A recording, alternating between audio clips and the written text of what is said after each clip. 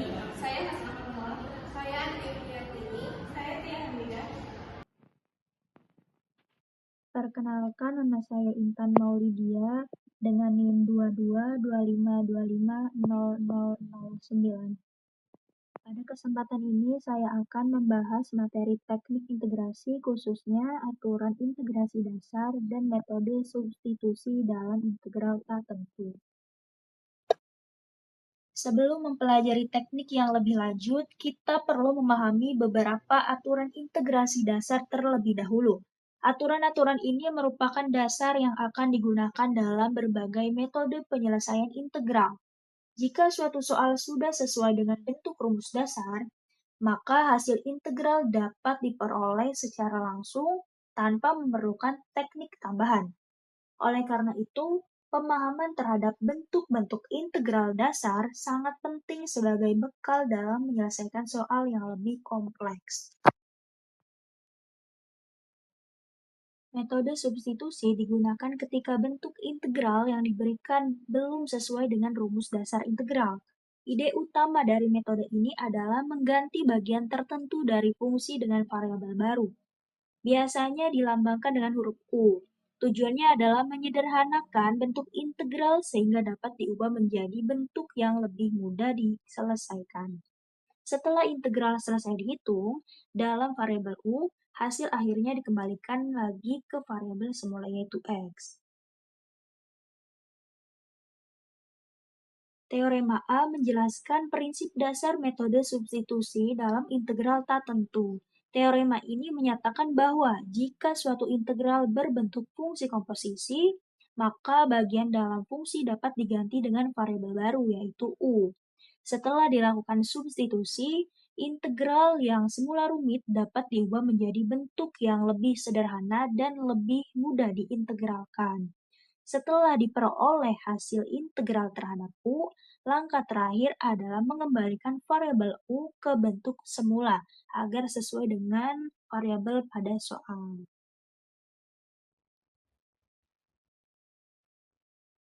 Berikut contoh soalnya, integral x per cos kuadrat x kuadrat dx. Misalkan U sama dengan x kuadrat. Turunan dari U terhadap X adalah 2X, sehingga DU sama dengan 2X dx. Sehingga setengah DU sama dengan X dx. Kemudian disubstitusikan ke integral semula, sehingga diperoleh setengah integral DU per cos kuadrat U.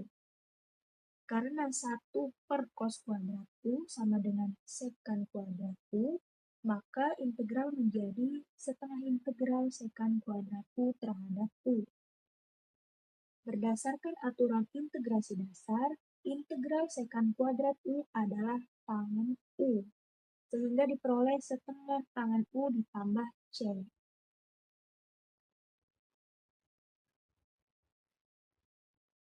Terakhir, variabel U dikembalikan ke bentuk semula yaitu X kuadrat, sehingga hasil akhirnya adalah setengah tangen X kuadrat ditambah C.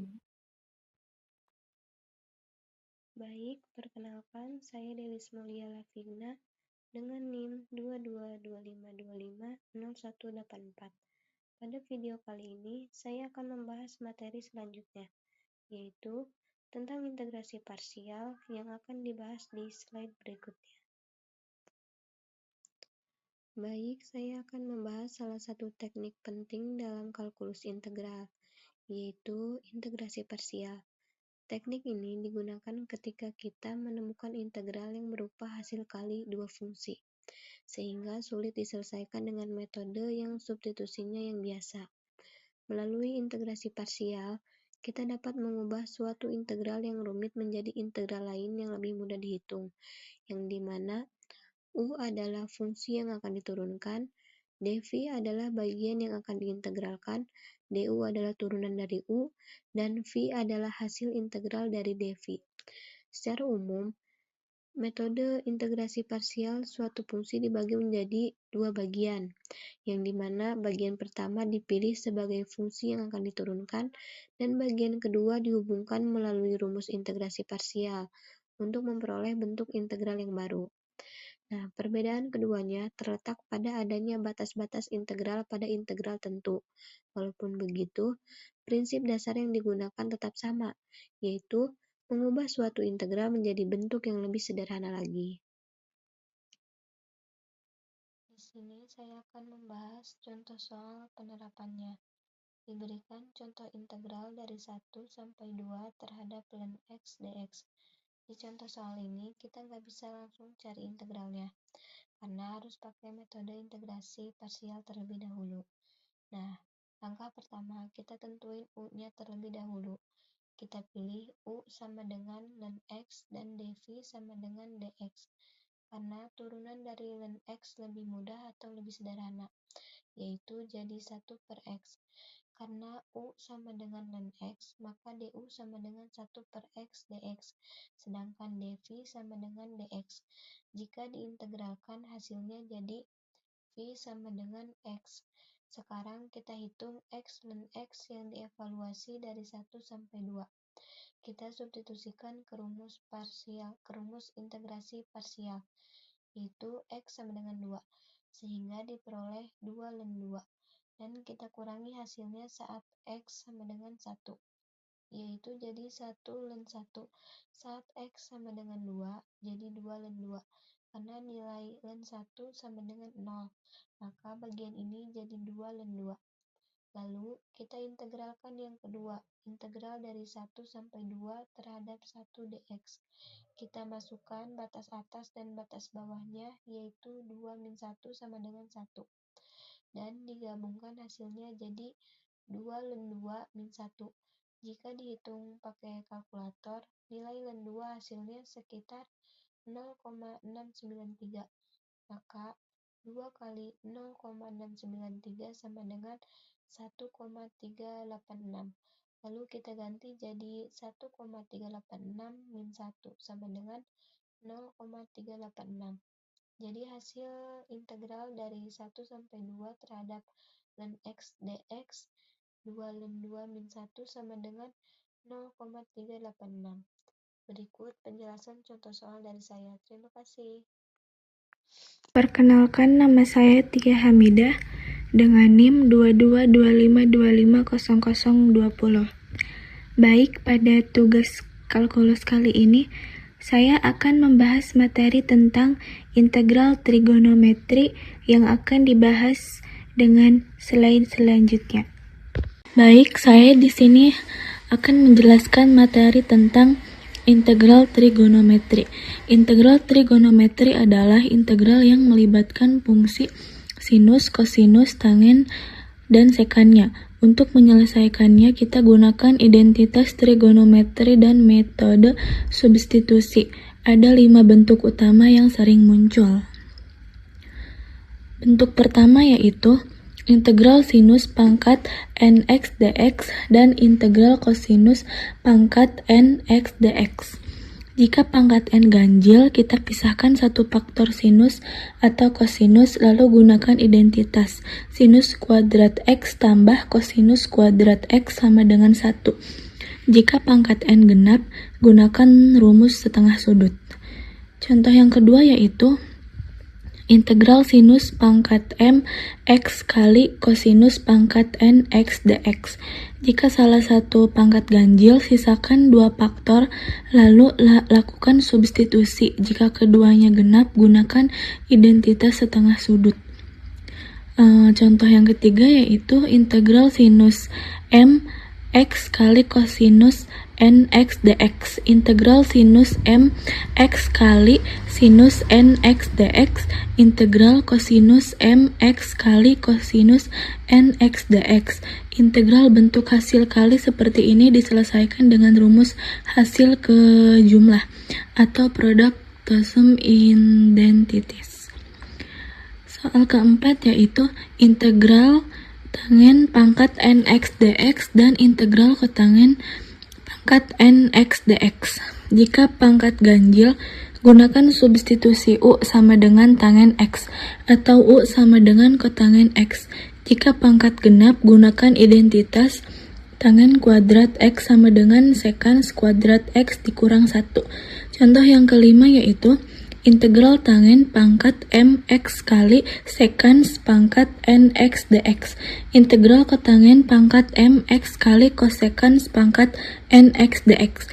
Integral bentuk ini biasanya diselesaikan dengan substitusi u sama dengan tangen x atau u sama dengan sekans x, tergantung pangkat yang lebih mudah. Baik, di sini ada soal yaitu integral sinus pangkat 5x dx. Karena pangkat 5 adalah ganjil, kita pisahkan satu faktor sinus. Integral sinus pangkat 5x dx sama dengan integral sinus pangkat 4x kali sinus x dx. Kemudian kita ubah sinus pangkat 4 menjadi bentuk kosinus. Integral sinus pangkat 4x kali sinus x dx sama dengan integral buka kurung 1 dikurang kosinus kuadrat x tutup kurung pangkat 2 kali sinus x dx. Selanjutnya kita kembangkan kuadratnya. Integral buka kurung 1 dikurang 2 kosinus kuadrat x tambah kosinus pangkat 4x tutup kurung kali sinus x dx. Lalu kita lakukan substitusi. Misalkan u sama dengan kosinus x, maka du sama dengan negatif sinus x dx. Integral berubah menjadi negatif integral buka kurung 1 dikurang 2 u kuadrat tambah u pangkat 4 tutup kurung du. Sekarang kita integralkan satu per satu. Negatif integral 1 du sama dengan negatif u. Negatif integral minus 2u kuadrat du sama dengan positif 2 per 3u pangkat 3. Negatif integral u pangkat 4 du sama dengan negatif 1 per 5u pangkat 5. Kita gabungkan hasilnya. Hasil akhir adalah negatif kosinus x tambah 2 per 3 kosinus pangkat 3x dikurang 1 per 5 kosinus pangkat 5x tambah konstanta C.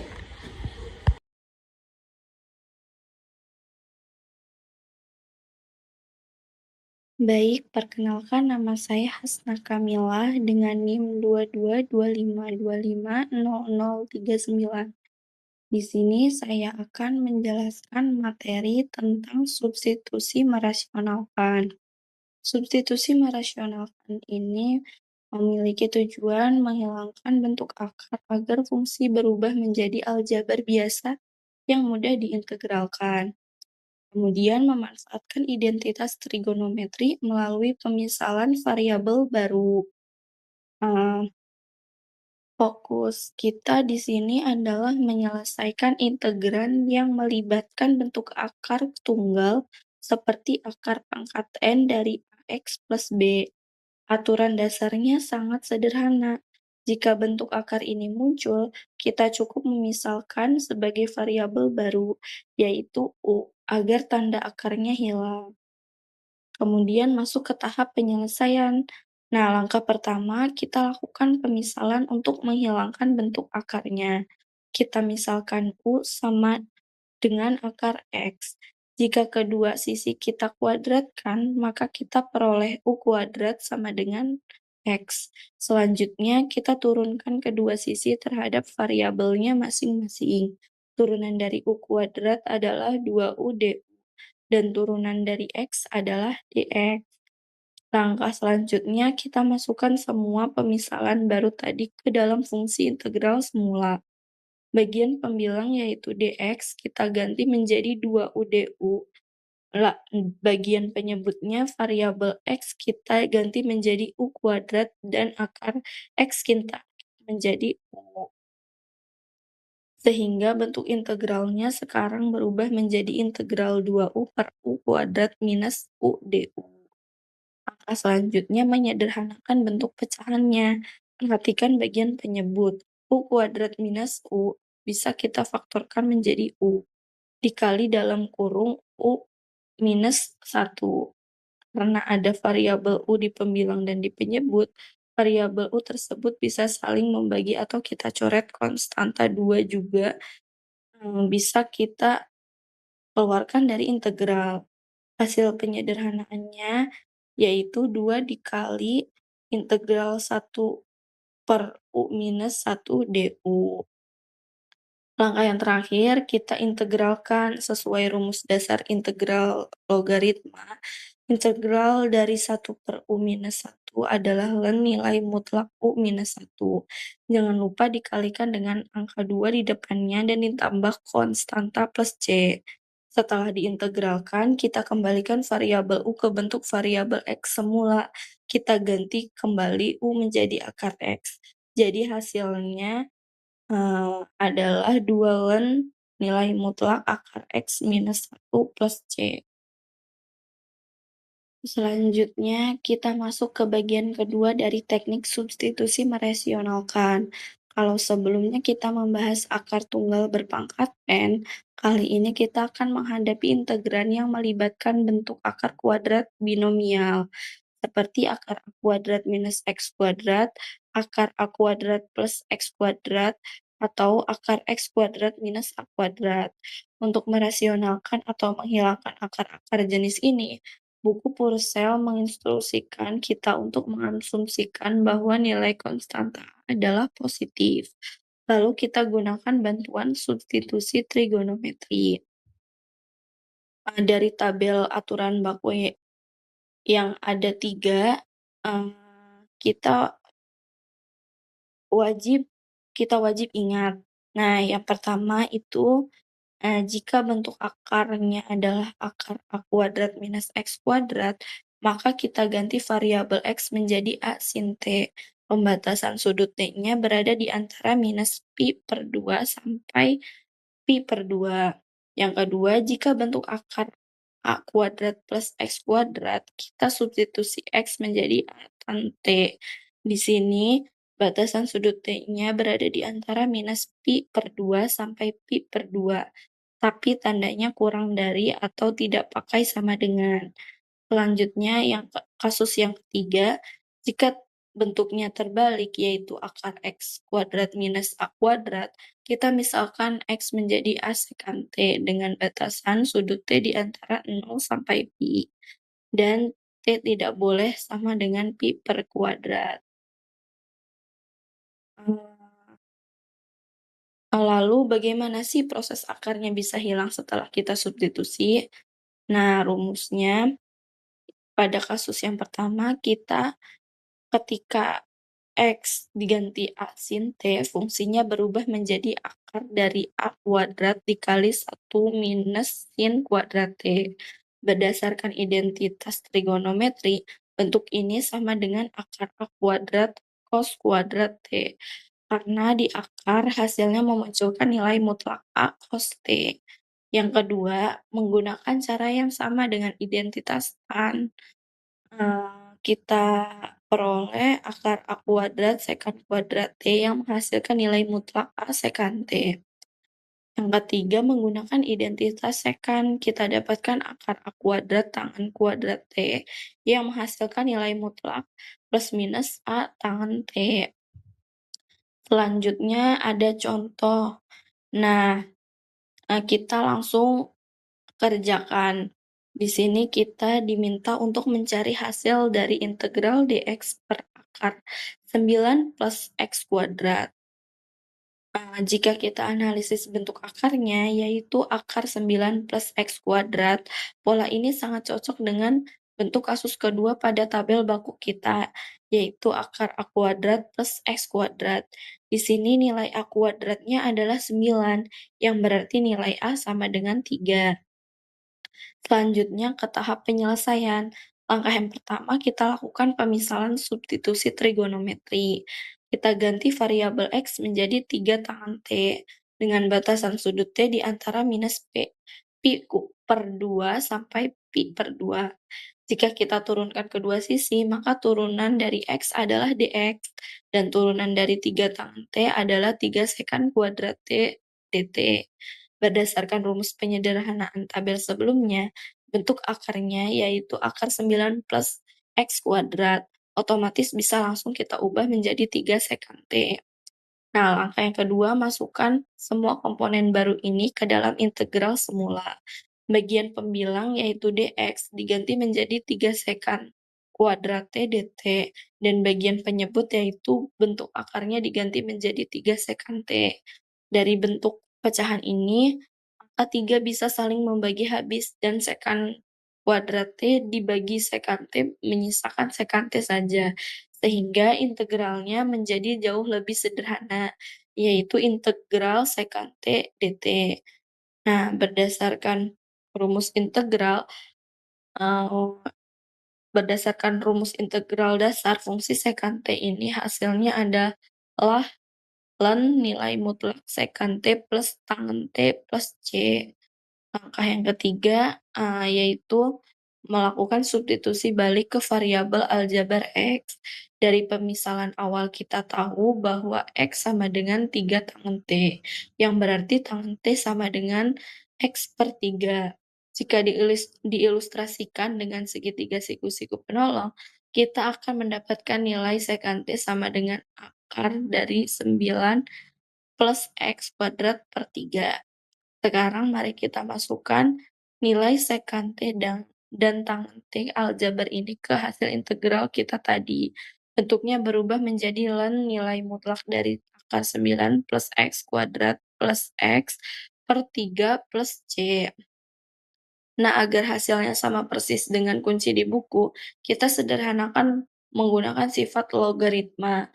Ingat ya bahwa ln A per B itu sama dengan ln A dikurang ln B. Jadi bentuknya pecah menjadi ln nilai mutlak akar 9 plus X kuadrat plus X dikurangi ln 3 plus C. Karena minus ln 3 dan C sama-sama berupa angka konstanta tetap, kita bisa menggabungkan keduanya menjadi satu variabel konstanta baru. Misalkan Kak, sehingga hasil akhir yang tepat adalah ln nilai mutlak akar 9 plus X kuadrat plus X plus K. Terima kasih. Saya Ayudina Audina dengan NIM 222525014 akan menjelaskan tentang integrasi fungsi rasional menggunakan pecahan parsial. Menurut definisi, suatu fungsi rasional adalah hasil bagi dua fungsi polinomial. Contoh-contoh fungsi rasional adalah fx sama dengan 2 per x plus 1 pangkat 3, lalu gx sama dengan 2x plus 2 per x kuadrat minus 4x plus 8, dan hx sama dengan x pangkat 5 plus 2x pangkat 3 minus x plus 1 per x pangkat 3 plus 5x. Fungsi f dan g adalah fungsi rasional sejati atau biasa disebut dengan proper rational function, bermakna bahwa derajat pembilang lebih kecil daripada derajat penyebut. Fungsi rasional tak sejati selalu dapat ditulis sebagai penjumlahan suatu fungsi polinomial dan suatu fungsi rasional sejati, sehingga sebagai contoh, yaitu hx sama dengan x pangkat 5 plus 2x pangkat 3 minus x plus 1 per x pangkat 3 plus 5x sama dengan x pangkat 2 minus 3 ditambah 14x plus 1 per x pangkat 3 ditambah 5x. Hasil yang diperoleh dari pembagian panjang tersebut itu terjadi karena polinomial mudah diintegrasi. Maka persoalan mengintegrasi fungsi rasional sebenarnya adalah persoalan mengintegrasi fungsi rasional sejati. Tapi apakah kita selalu dapat mengintegrasi fungsi rasional sejati? Jawabannya adalah iya. Namun ujian praktisnya mungkin membuat kita kewalahan. Contoh 1. Carilah integral dari 2 per x tambah 1 pangkat 3 terhadap x. Pertama, kita pikirkan substitusinya terlebih dahulu, yaitu U sama dengan X plus 1. Lalu, konstanta dikeluarkan dari integral sehingga menjadi 2 kali integral X tambah 1 pangkat negatif 3 terhadap X.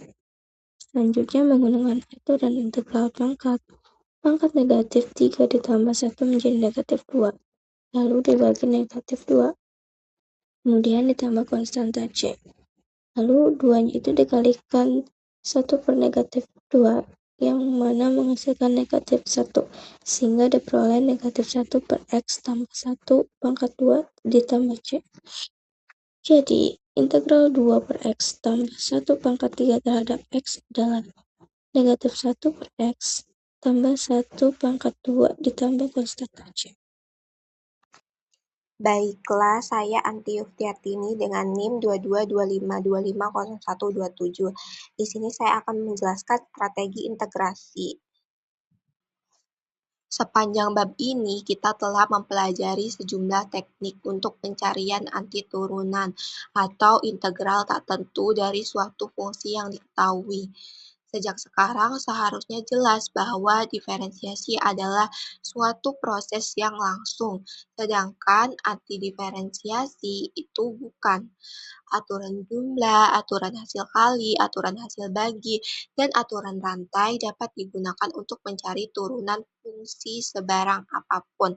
Tetapi tidak ada metode yang pasti berhasil untuk pencarian antiturunan.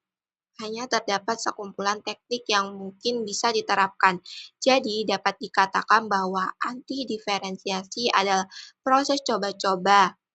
Ketika suatu metode gagal, carilah metode lain. Namun demikian, kita dapat memberikan strategi berikut untuk pencarian antiturunan. Yang pertama, carilah substitusi yang membuat integral nampak seperti salah satu rumus dasar integrasi dari subbab pertama bab ini. Sebagai contoh, integral sin 2x dx, integral x pangkat min x pangkat 2 dx, integral x akar x pangkat 2 min 1 dx dapat dihitung dengan menggunakan substitusi sederhana. Yang kedua, carilah situasi di mana Anda mempunyai hasil kali dua fungsi, di mana turunan fungsi yang satu dikali turunan faktor lainnya berupa salah satu rumus dasar integrasi dari subbab 7.1 integrasi parsial.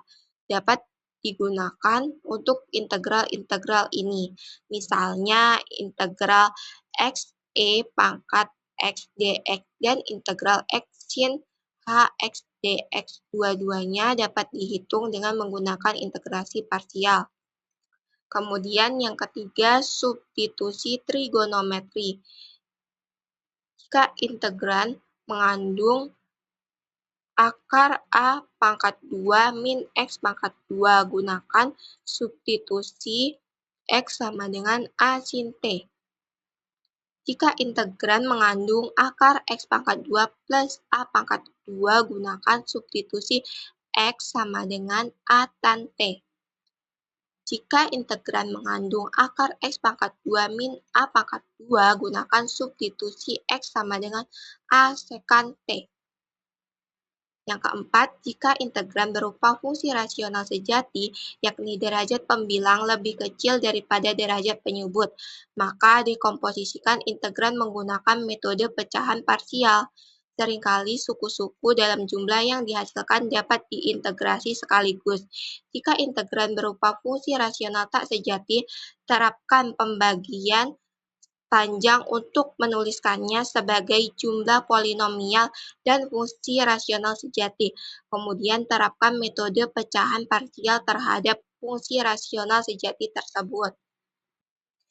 Nah, selanjutnya ada contoh soal. Di sini contohnya yaitu gunakan rumus integral akar A pangkat 2 min U pangkat 2 du sama dengan U per 2 akar A pangkat 2 min U pangkat 2 plus A pangkat 2 per 2 sin pangkat min 1 U per A plus C untuk menghitung integral-integral berikut. Nah, yang A, integral akar 9 min X pangkat 2 dx. Untuk yang B, integral akar 16 min 4y pangkat 2 dy. Kemudian kita selesaikan. Untuk bagian A, dalam integral ini kita mempunyai A sama dengan 3 dan U sama dengan X. Sehingga integral akar 9 min X pangkat 2 dx sama dengan X per 2 akar 9 min X pangkat 2 plus 9 per 2 sin pangkat min 1 X per 3 plus C. Kemudian untuk bagian yang B, kita harus mengenali 4Y pangkat 2 sebagai buka kurung 2Y tutup kurung pangkat 2, sehingga substitusi yang sesuai adalah U sama dengan 2Y dan DU sama dengan 2DY. Jadi, integral akar 16 min 4Y pangkat 2 DY sama dengan 1 per 2 integral akar 4 pangkat 2 min buka kurung 2Y tutup kurung pangkat 2 dikali 2DY sama dengan 1 per 2 buka kurung 2Y per 2 akar 4 pangkat 2 min buka kurung 2Y tutup kurung pangkat 2 plus 4 pangkat 2 per 2 sin pangkat min 1. 2Y per 4 tutup kurung plus C. Sama dengan Y per 2 akar 16 min 4 pangkat 2, min 4Y pangkat 2 plus 4 sin pangkat min 1 Y per 2 plus C. Begitu.